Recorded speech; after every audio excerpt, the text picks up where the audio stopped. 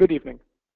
On behalf of Iridex Corporation, welcome to this webinar titled DME, the Role of MicroPulse Laser Therapy in the Anti-VEGF Era. Since its founding in 1989, Iridex has become a worldwide leader in developing, manufacturing, and marketing innovative and versatile laser-based medical systems, delivery devices, and consumable instrumentation for the ophthalmology market. Although headquartered in Mountain View, California, its products are distributed globally to nearly 90 countries.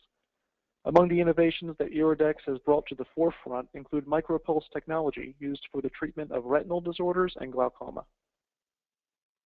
For this webinar, we are pleased to be joined by Drs. Elias Reichl and Adam Rogers.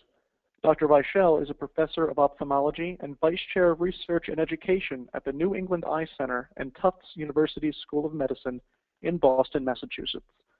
Dr. Rogers is also associated with the New England Eye Center and Tufts University School of Medicine, where he is an assistant professor of ophthalmology.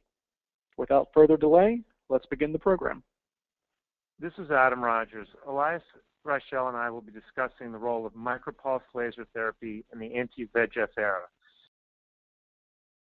We're going to be discussing what is MicroPulse laser therapy, both from a safety and clinical efficacy standpoint, why consider MicroPulse laser therapy in the anti-VEGF era, how to perform detect cell-guided MicroPulse.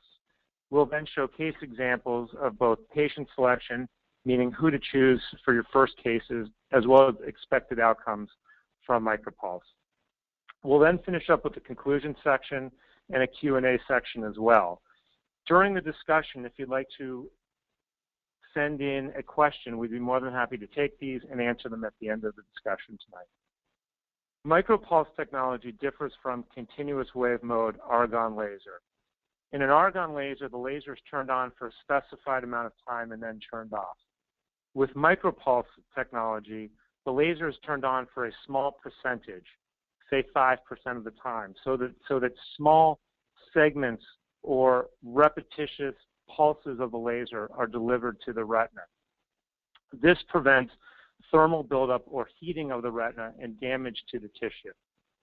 MicroPulse works basically by creating very small pulses of laser that deliver energy to the retina. Instead of a conventional argon where the retina is heated and turns white and there's thermal damage to the retina, MicroPulse is different in that it slightly elevates the temperature of the retina. This creates a small stress response and induces beneficial intracellular biological factors that are released, such as PEDF, TSP1, SDF1, and beta-actin. These micrographs of the retina demonstrate the difference between MicroPulse and continuous wave argon laser. In the photograph on the left, there's complete damage to the retina and disorganization from the argon laser, whereas in the slide on the right-hand side, you can see that the retina remains intact from the MicroPulse laser. There's no damage to the photoreceptors or the retina itself. Thanks, Adam. That was great. This is Elias Reichl, and I'm going to carry on and be talking about some of the clinical work that's been done in evaluating MicroPulse laser therapy for the treatment of a variety of disorders. The thing about MicroPulse is that you have clinical efficacy without damage. And there have been a number of studies, one primarily by Josephik, who looked at patients who were treated with MicroPulse and evaluated these patients with microperimetry and fundus autofluorescence. And what was interesting is that these patients actually did not lose any sensitivity in the macula after being treated with MicroPulse therapy. And in fact, they actually gained sensitivity to the retina. And you can see that in the examples given below here, you can see that the OCT shows resolution. You're seeing red or white thickening going to yellow-orange levels of thickening, which is a reduction in central retinal thickness in both these cases with improvement in microperimetry. Levinsky also looked at a series of patients with a comparison to modified ETDRS, laser photocoagulation treatment protocol, versus a high-density MicroPulse protocol. versus a low-density MicroPulse protocol. And the take-home point here is that it's very important to treat large areas of the retina. Doing a modified grid or a higher density grid that is not at the highest level of density, meaning confluent, gives you less good results. And to be clear about that, what you want to do is really treat the entire retinal pigment epithelium in the area where there is macular edema. And what Levinsky showed is that on OCT, these patients actually showed a significant resolution in retinal thickness of about 150 microns improvement, compared to only about 30 with low-density micropulsing. And actually modified ETDRS didn't do that badly, and they showed a reduction in thickness of the retina of about 125 microns. But what was really interesting, in the high-density MicroPulse therapy, they had the greatest visual acuity gains of about 2 lines or 12 letters of vision. Luttrell has also looked extensively at the use of MicroPulse for treating diabetic macular edema. And the take-home point here is duty cycle. Adam mentioned the duty cycle. And the duty cycle is that percentage of the time that the laser is actually activated and delivering energy to the retina. So if you have a low percentage duty cycle, say 5%, you virtually see no retinal damage in the clinical series that Dr. Luttrell did. If you go to a higher duty cycle, meaning that the percentage time that the laser is actually photocoagulating the retinal pigment epithelium or the retina, you see more damage. And that intuitively makes sense. And you can see an example here where a patient was treated for diabetic macular edema using the MicroPulse, and 3 months later there's resolution of central retinal thickness with improvement in vision. So Luttrell looked at close to 40 eyes in more than 25 patients. What was interesting about this study is that the pretreatment visual acuity was 20/40 or better. They had excellent visual acuity. And he was using high-density subthreshold MicroPulse applications that included the fovea. So we can use micropulsing to treat the fovea in patients with diabetic macular edema or other conditions. And he had follow-up of about a year in these patients. There were no adverse events. And he saw that vision improved and that OCTs were benefited by this treatment with reduction in macular edema. And when you think about it, at this point in time, we don't really know what the best treatment is for patients with excellent visual acuity and diabetic macular edema. Is it observation? Is it laser photocoagulation? Or is it anti-VEGFs? And that's being explored in DRCR in a new study that is going on right now. If you compare wavelength using MicroPulse, the results are fairly similar. Vjosevic did a study comparing 810, which is infrared energy, versus 577, which is yellow. And you can see here that with comparable parameters, you have to remember that if you're using infrared wavelength, you're going to need more power relative to using visible wavelengths. And that's shown in this chart. But for all intents and purposes, the therapies using either infrared or yellow were equivalent. So if you look at 810 nanometer or infrared wavelength compared to 577, which is yellow wavelength, using the MicroPulse protocols, you can see that the clinical results are the same regardless of wavelength. Central retinal thickness declines by about 30 microns, whether you're using yellow or infrared. Macular volume decreases as well, and retinal sensitivity improves correspondingly over a 6-month period of time. So in essence, wavelength really doesn't make that much of a difference in clinical results according to Vjosevic. It's important to remember this, and these lasers are available as developed by Iridex. So it's important to remember that laser still plays a critical role in the treatment of diabetic macular edema, and we've learned this from DRCR-net. In the protocol I, patients were looked at either being treated with laser photocoagulation and a sham injection, triamcinolone, which is a corticosteroid and prompt laser, ranibizumab with prompt laser, or ranibizumab with deferred laser. And you can see here that after the first year, there was really no difference in visual acuity outcome except in the patients who received laser alone. And they did worse than those patients who either received ranibizumab or triamcinolone. However, if you carry this out to the second year, those patients who received ranibizumab and deferred laser actually did somewhat better. So there clearly is a role for laser photocoagulation in patients with diabetic macular edema, and this is borne out in the DRCR-NET protocol. Even if you look at laser alone, which is the purple line, you can see that there is a benefit over 2 years, but it just doesn't match in combination therapy with either corticosteroid or an anti-VEGF.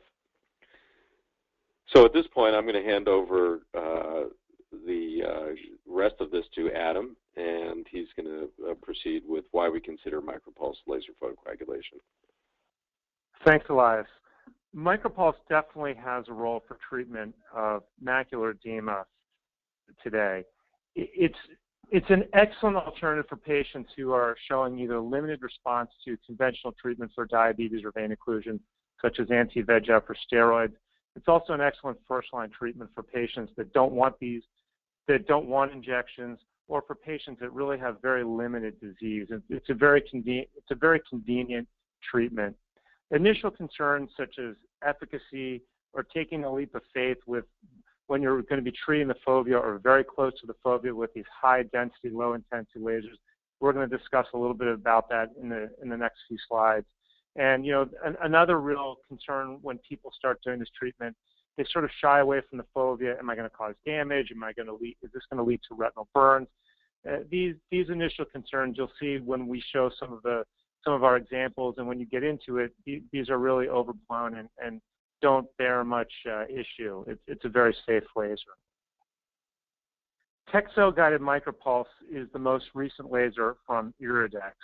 It's a 577 nanometer laser, and it has the Texel as a scanning laser delivery system. It's really an excellent system, and you can use it for many different treatments in the office, not just for diabetic macular edema or scanning the retina with high density, low intensity laser. The Texel allows you to get confluent applications so that you can treat diabetic macular edema.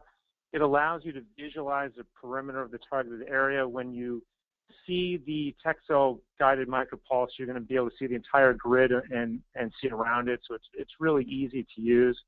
It gives very consistent laser delivery than just a single spot MicroPulse system. It's very efficient and it's very versatile. The Texel system can be used both for glaucoma, for treating the trabecular meshwork. It's also excellent for treating peripheral laser tears, walling off detachments, and for PRP. So it's really a multi-spot laser that both the anterior segment surgeons in your practice can use and the retina specialists can use as well. So it's not just a single-use treatment for diabetic macular edema.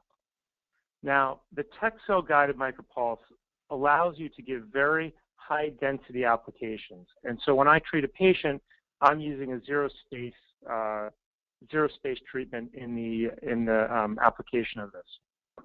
So basically, what you're doing compared to conventional wave or continuous wave laser, such that you would have in your office, you're creating small burns to the retina, and you're going to see these burns as very, whitening of the retina or graying of the retina, and you'll see them a week or a month later as damage to the retina itself.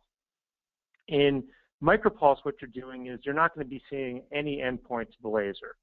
The Texel system will run over this. You'll see no changing at all, and it's a very high density laser. And I think, Elias, you spoke about that earlier, where you really need to treat large areas of the retina and confluently with this high density, low intensity treatment. And it's the ability to gently raise the temperature of the retina that really gives this laser its ability to work.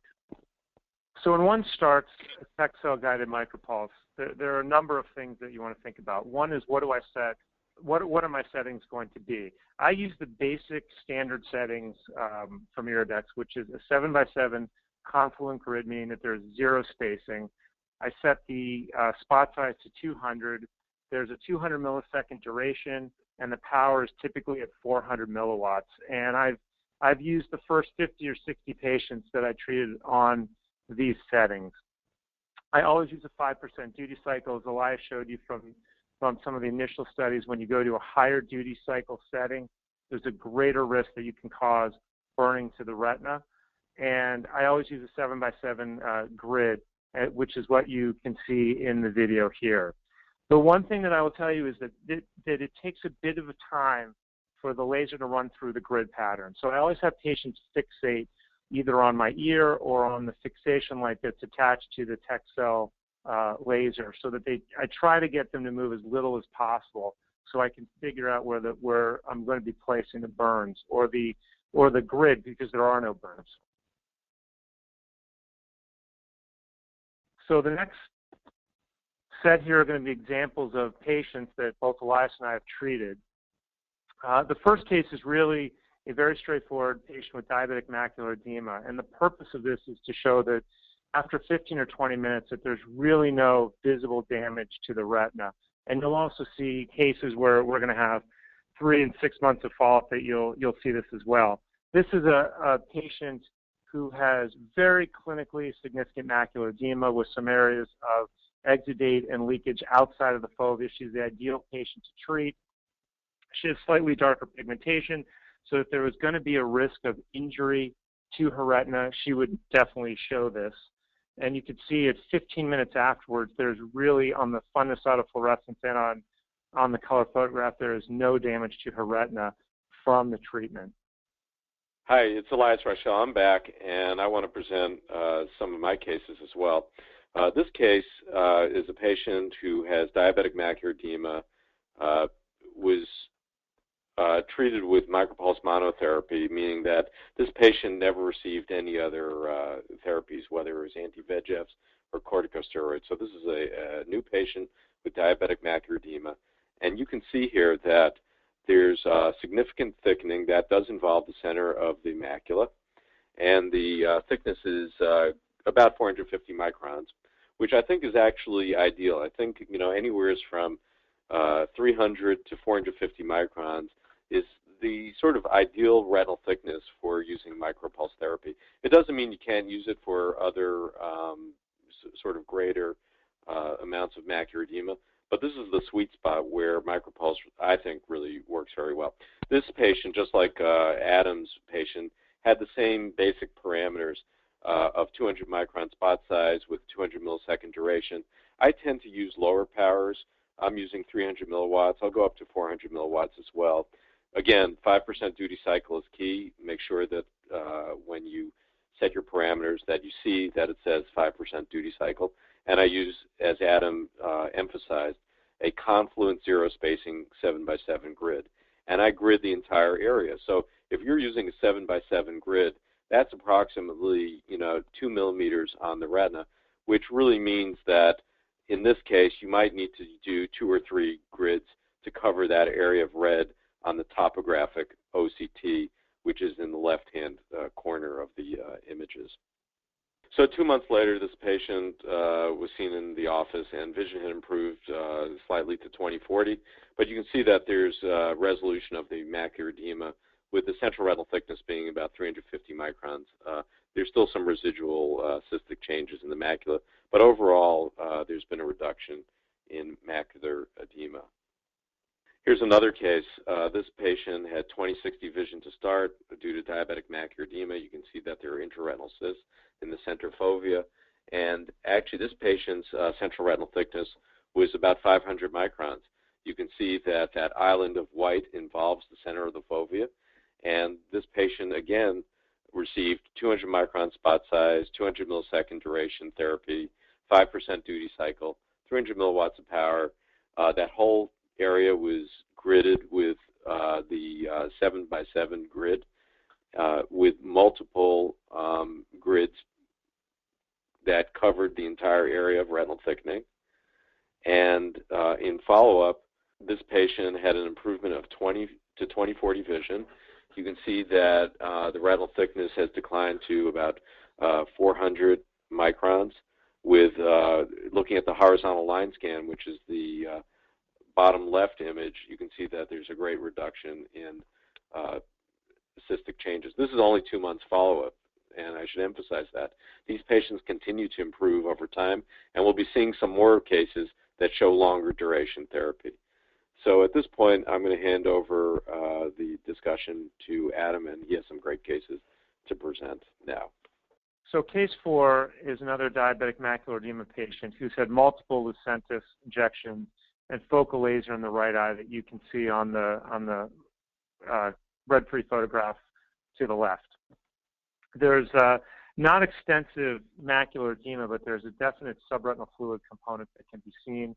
And this patient received MicroPulse with the standard settings, 200 micron spot size, 200 millisecond duration, and the 400 milliwatt power. Elias tends to use a slightly lower power. I tend to use 400, and recently I've been going up to 450 and even a little bit higher in areas outside the fovea.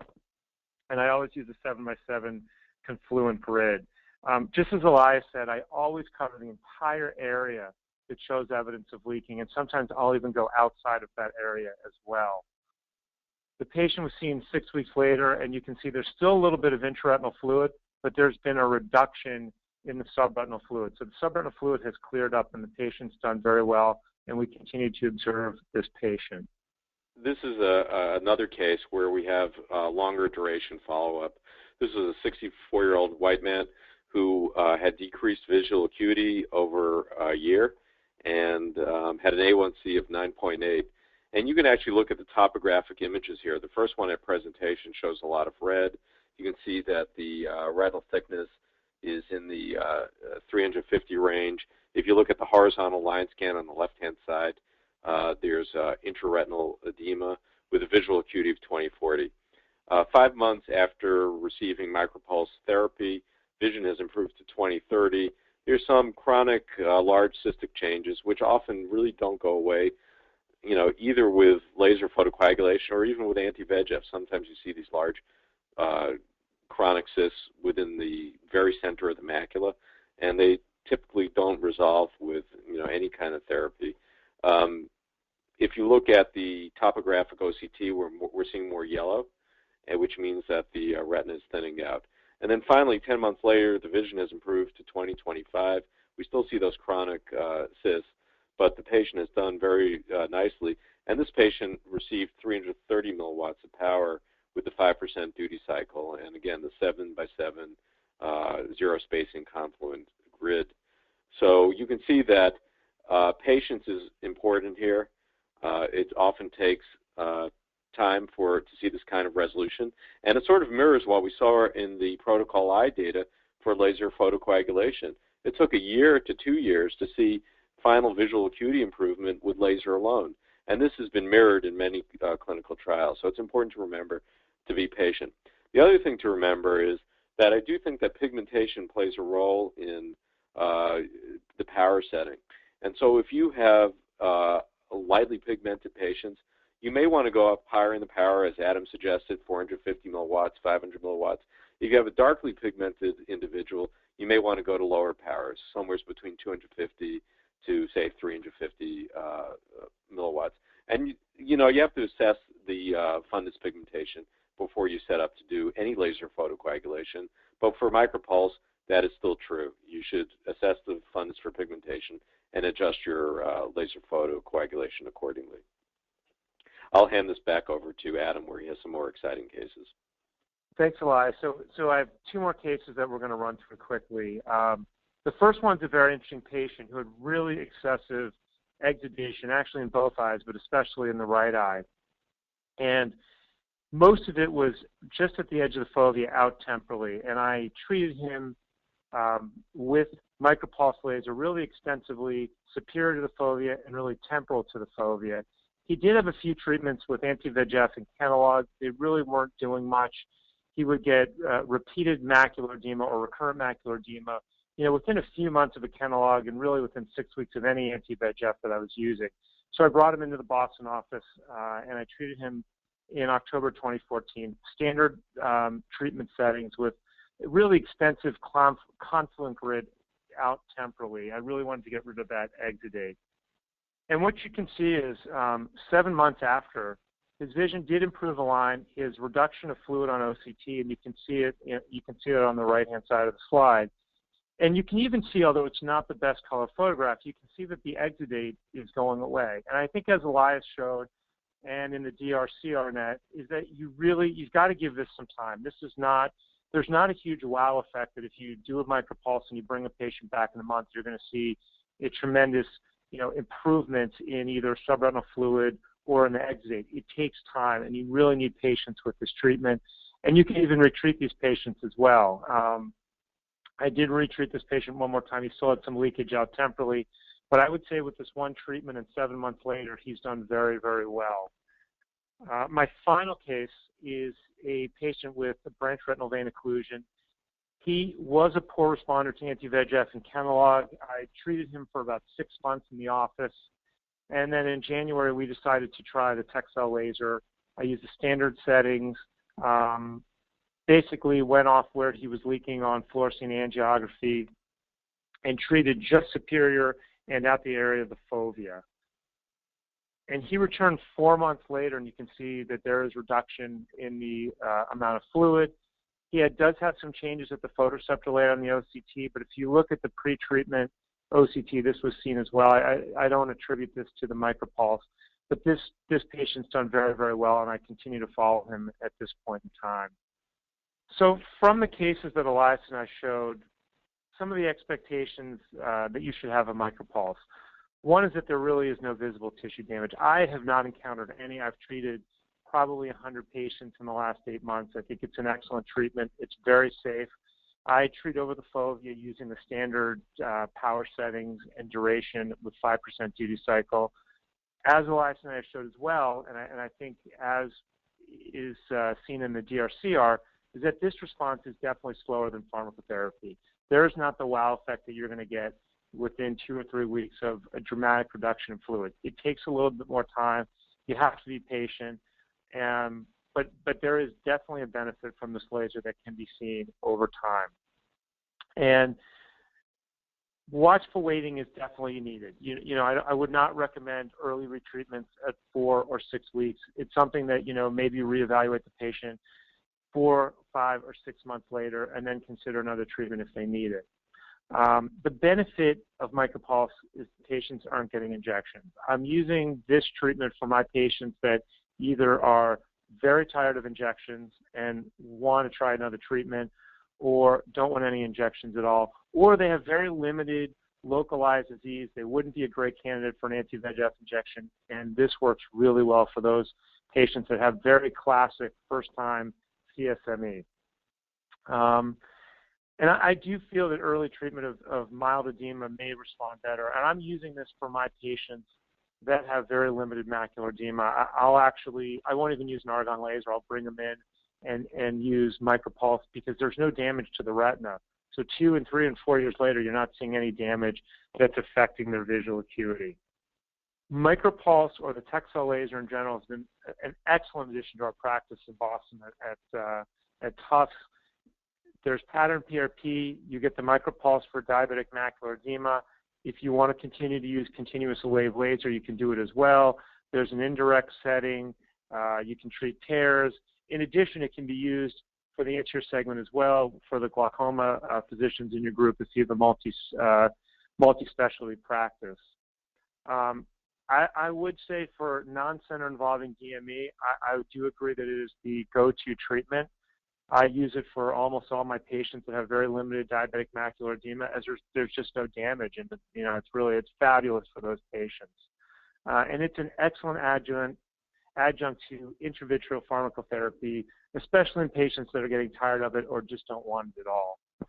So in conclusion, the MicroPulse technology, there's no histopathology, there's no real tissue damage on histopathology that we see. We also don't see it clinically. It's a very fovea-friendly treatment. I have a problem. Obviously, initially, you're a little bit hesitant about treating the fovea and you nibble around it, but at this point in time, I just treat right over the fovea, and I've had no damage in any of the patients that I've treated. From the case series that Elias and I showed you, you can see definite improvement in both visual acuity, reduction in diabetic macular edema, as well as reduction in exudate that's present as well. It's a very, very safe laser technology. I've used this a tremendous amount on many of my patients. I've had no safety issues whatsoever. And I think that when you use it in conjunction with either anti-VEGFs or intravitreal Canalog, it's very effective, and you can actually enhance your visual acuity results. Thank you, Drs. Reichl and Rogers, for your presentations, and thank you to the audience for your attendance. If you are interested in learning more about MicroPulse or scheduling a demonstration, please visit www.iridex.com. This concludes tonight's webinar.